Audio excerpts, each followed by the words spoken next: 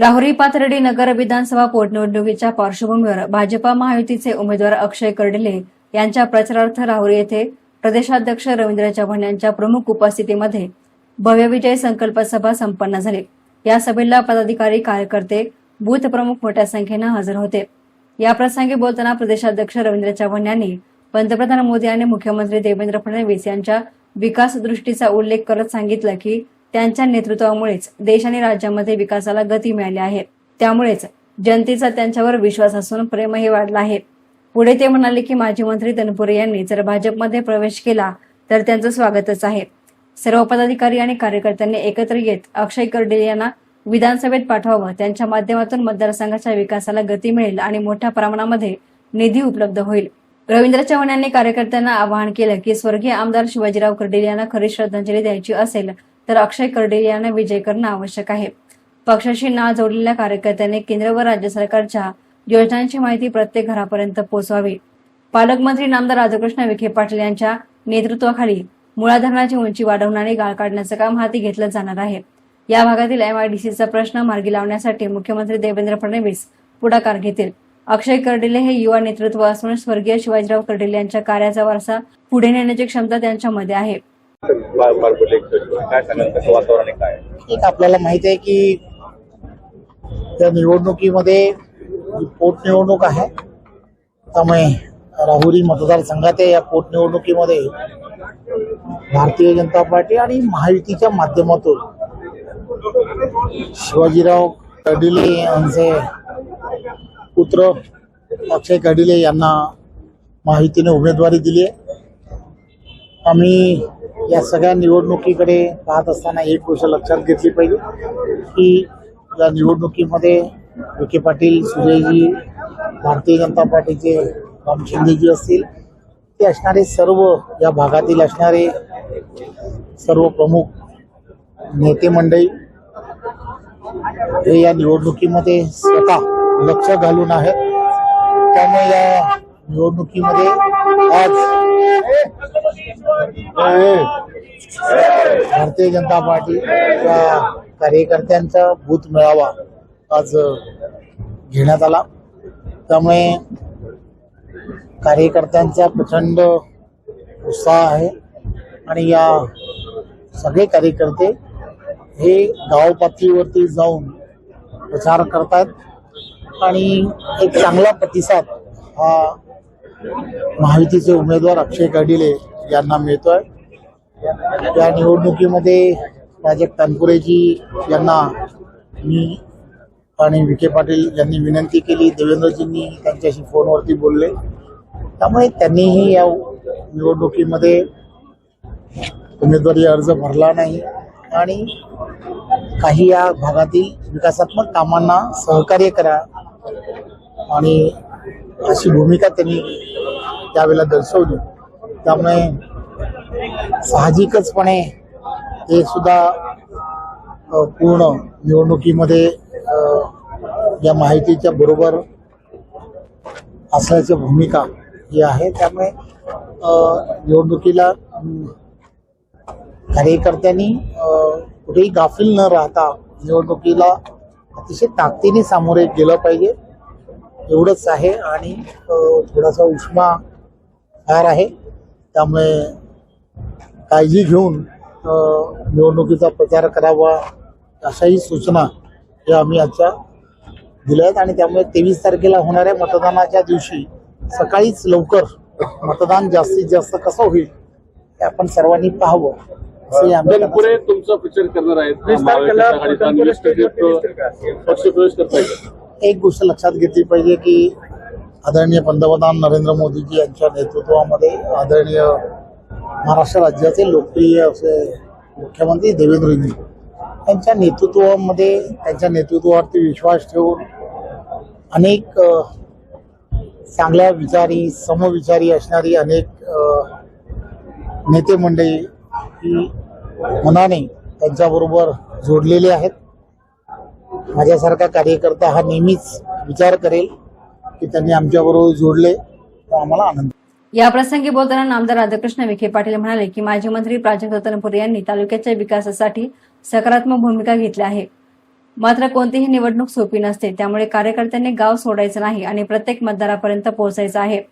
पुढे ते म्हणाले की कर्जमाफी, वीज बिल सवलत, लाडकी बहीण योजना, सौर ऊर्जा योजना यांची माहिती नागरिकांपर्यंत पोहोचवावी. तालुक्यामधील सुमारे 8,000 बेरोजगार युवकांना रोजगार मिळावा यासाठी विद्यापीठ परिसरामध्ये नवीन MIDC उभारण्यासाठी प्रयत्न सुरू आहेत. अक्षय कर्डिल यांना विधानसभेत पाठवणं हीच स्वर्गीय शिवाजीराव कर्डिल यांना खरी श्रद्धांजली ठरेल. तर या प्रसंगी बोलताना सभापती प्राध्यापक राम शिंदे यांनी सांगितलं की ही निवडणूक सार्वत्रिक नसून स्वर्गीय शिवाजीराव कर्डिल यांच्या दुःखद निधनामुळे लागलेली पोटनिवडणूक आहे. माजी मंत्री तनपुरे यांनी उमेदवारी न भरता पाठिंबा दिला, त्यांनी आता अधिकृत पाठिंबा द्यावा असंही ते म्हणाले. स्वर्गीय कर्डिल यांनी सामान्य जनतेचा आवाज बनून काम केलं आहे. पाणी, विकास आणि सामाजिक प्रश्न सोडवण्याची जबाबदारी शासन पार पाडत आहे.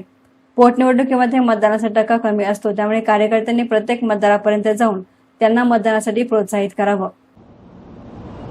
प्राजक्त तनपुरेंची भेट घेतली आणि त्यानंतर माननीय राज्याचे मुख्यमंत्री आदरणीय देवेंद्रजी फडणवीस साहेबांनी देखील दूरध्वनीद्वारे संपर्क साधला आणि फॉर्म भरला गेला नाही आणि निश्चितपणे त्यांनी ऐकलं आणि म्हणून या निवडणुकीकडे एक वेगळ्या नजरेने पाहत असताना मनाचा मोठेपणा दाखवून त्यांनी जे कार्य केलं त्याबद्दल भारतीय जनता पार्टी आणि महायुतीच्या माध्यमातून त्यांचा आभार व्यक्त करतो.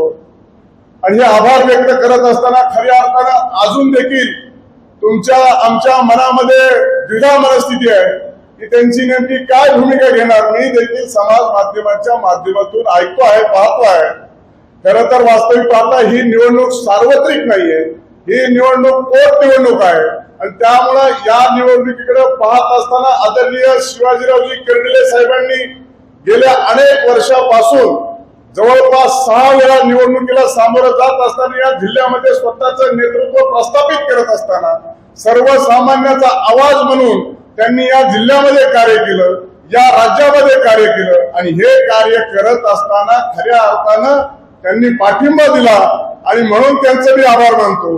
परंतु अजूनही वेळ गेली नाही.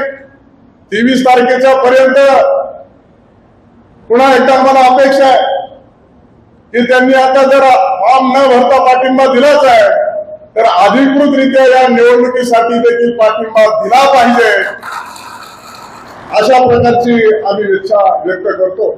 तर या सभेमध्ये माजी खासदार डॉक्टर सुजय विखे पाटील यांनी प्रास्ताविक केलं, तर उमेदवार अक्षय कर्डिल यांनी आभार मानले. आपल्या भाषणामध्ये त्यांनी सांगितलं की जनतेची सेवा करण्यासाठी मला निवडून द्या. माझ्यावर टाकलेला विश्वास विकास कामांच्या माध्यमातून सार्थ ठरवेन.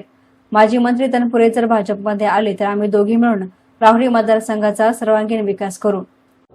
प्रमुख पदाधिकारी आणि जे गाव लेवलला प्रत्येक कार्यकर्ता काम करतो अशा सर्वांची बैठक प्रदेश अध्यक्ष रवींद्रजी चव्हाण साहेब, नामदार राधाकृष्ण विखे पाटील साहेब, सभापती रामजी शिंदे साहेब व विधान परिषदचे आमदार प्रसादजी लाड साहेब, विक्रमदादा पाचपुते, सुजय दादा विखे पाटील साहेब व सर्व भारतीय जनता पार्टीचे पक्षाचे जिल्ह्याचे तालुक्याचे प्रमुख पदाधिकारी उपस्थित होते.